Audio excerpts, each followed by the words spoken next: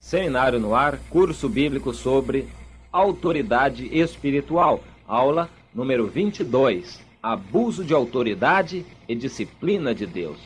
Nós queremos pegar um texto da Bíblia que é do conhecimento de muitos irmãos. Este texto está em Números, no capítulo 20. Se você tem Bíblia à mão, acompanhe conosco. Números, capítulo 20, versículos 2 e 3. Esse texto, a aula de hoje, está no capítulo 16. Quem está acompanhando o livrinho Autoridade Espiritual, capítulo 16. Vamos ler o texto. Não havia água para o povo, então se ajuntaram contra Moisés e contra Arão. O povo de Israel se ajuntou contra os seus líderes, porque estavam no deserto e não havia água. O povo contendeu com Moisés e disseram: Oxalá tivéssemos perecido quando expiraram nossos irmãos perante o Senhor. Contenderam fortemente, e não foi a primeira vez. Várias outras vezes a história já havia se repetido. O povo sem água estava reclamando contra os líderes, contra Moisés de maneira especial. E diz aqui também que, logo a seguir, Deus ordenou que Moisés falasse à rocha. Moisés tomou a vara diante do Senhor. Moisés e Arão reuniram o povo e disseram: Ouvi agora, rebeldes. Esta é uma palavra que não se deve falar. Mas Moisés e Arão falaram: Ouvi, rebeldes, porventura faremos sair água desta rocha para vós outros? Aqui nós já notamos uma distorção na atitude daqueles homens de Deus. Moisés levantou a mão e feriu a rocha 2 vezes com a sua vara, e saíram muitas águas, e bebeu a congregação e os seus animais. Deus honrou o que os servos fizeram, embora Deus mandara falar.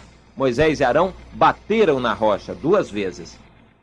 E o Senhor disse a Moisés e Arão: Visto que não crestes em mim para me santificardes diante dos filhos de Israel, por isso não fareis entrar este povo na terra que lhe dei.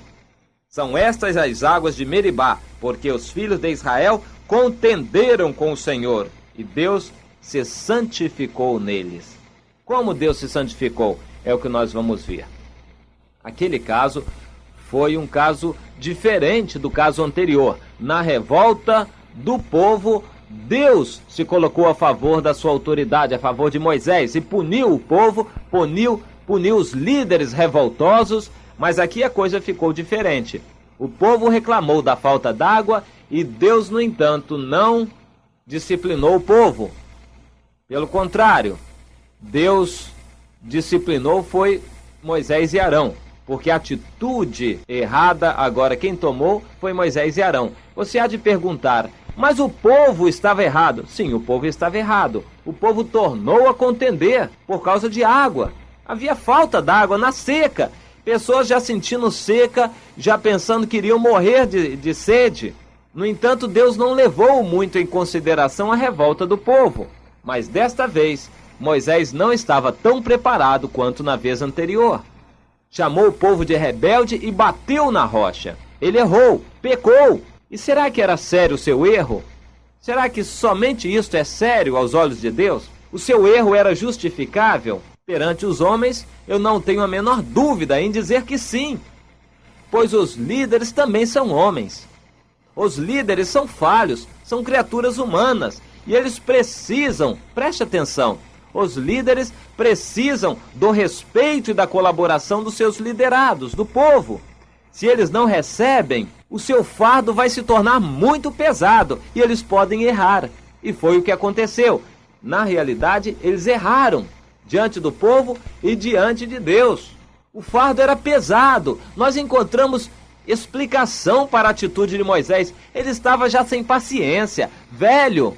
Imagine só um velho de mais de 100 anos naquela altura, provavelmente 110, 115 anos, eu não sei ao certo. Mas a verdade é que ele já estava bastante velho e a sua paciência estava já um pouco corroída. E vem o povo, depois de tantos anos e tantas experiências com Deus, veio o povo contender e reclamar de novo. Moisés já, sem paciência, desabafou: "Oh, rebeldes, vocês são rebeldes."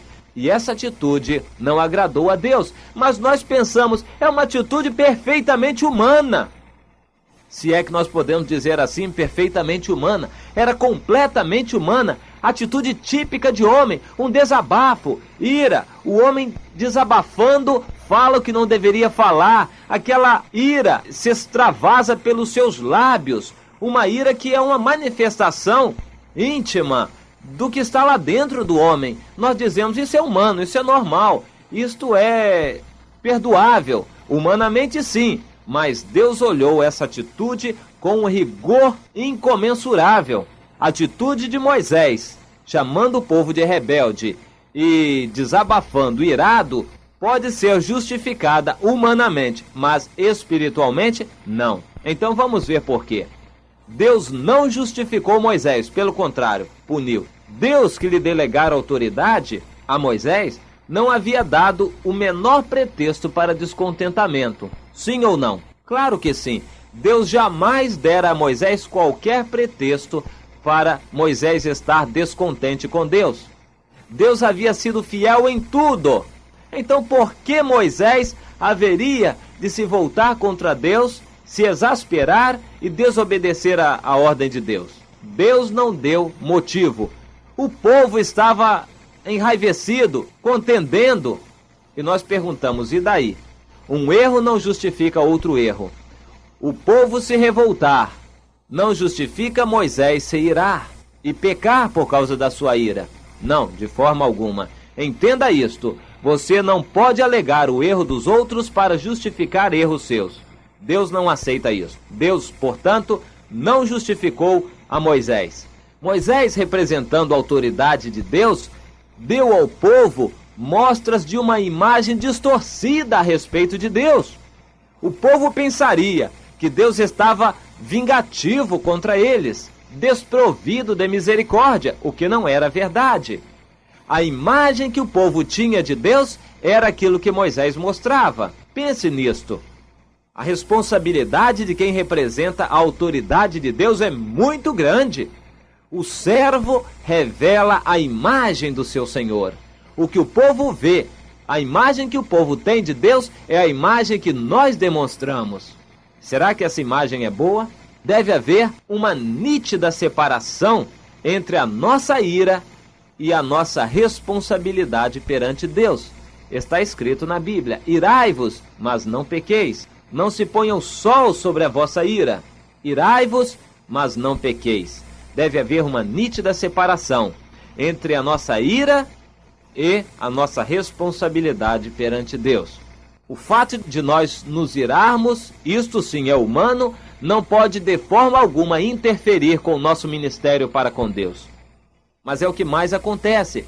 Nós vemos certas pessoas desenvolverem a sua autoridade que receberam da parte de Deus de uma forma completamente humana, com mágoas, com desabafos humanos, com atitudes completamente humanas. É o que mais nós vemos nos líderes das igrejas, do povo de Deus. Mas isto não é justificável diante de Deus. Há que se separar. O ministério é uma coisa, e se alguém está ministrando, está fazendo isso para Deus.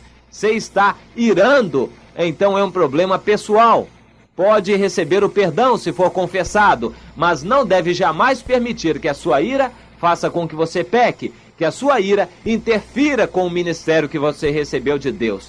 Ministério é coisa muito séria e Deus não tolerará que você deixe que aspectos humanos interfiram com o ministério espiritual. Ministério é uma coisa séria, aspectos humanos são outra coisa. Deus, portanto, não assina, não ratifica os erros dos seus líderes. Não. Embora também Deus não os desampare. Deus não desampara os seus líderes, mas também não assume a responsabilidade pelos seus próprios erros. É preciso ficar claro, bem claro, o que é do homem e o que é de Deus. É aqui que nós entendemos, então, a palavra do apóstolo Paulo. Eu sou desventurado, desventurado homem que sou. Quem me livrará do corpo desta morte? O desabafo do apóstolo Paulo. No entanto, ele era aquele ungido que tinha a autoridade de Deus de até entregar uma pessoa a Satanás. Que coisa tremenda! A autoridade que Paulo recebeu de Deus era forte, grande autoridade. No entanto, ele era fraco. Como entender este paradoxo, essa dicotomia? Não é difícil entender para aqueles que nasceram de novo. A sua natureza antiga, que você ainda tem, porque você vive neste corpo, essa natureza é decaída, corrompida, pervertida. Nessa natureza você está completamente fracassado, sujeito a pecar. Mas na nova natureza não há erro. A nova natureza não falha. A nova natureza é que deve estar escorando o ministério. O ministério e a autoridade espiritual devem estar escoradas na nova vida, na nova natureza, não na antiga. Isso deve ficar muito claro. Ao servir a Deus, ao ministrar, ao exercer autoridade, tem-se que fazer na força da vida ressurreta, não na força da carne. Você pode pecar na carne, isto não ser muito sério diante de Deus. Mas se você pecar no seu ministério que Deus lhe concedeu, você está levando o nome de Deus no seu pecado. Isso pode causar a você a sua rejeição completa por parte de Deus. Isto é um assunto da máxima seriedade, e é por causa disto que grandes homens de Deus, se é que podemos dizer assim, grandes homens de Deus têm sido rejeitados por Deus, têm tido a vida completamente fracassada, porque eles levaram o nome de Deus para os seus pecados. Eles pecaram com o seu ministério, fizeram com que o ministério se tornasse brincadeira nas suas mãos, brincaram com o ministério espiritual que receberam da parte de Deus.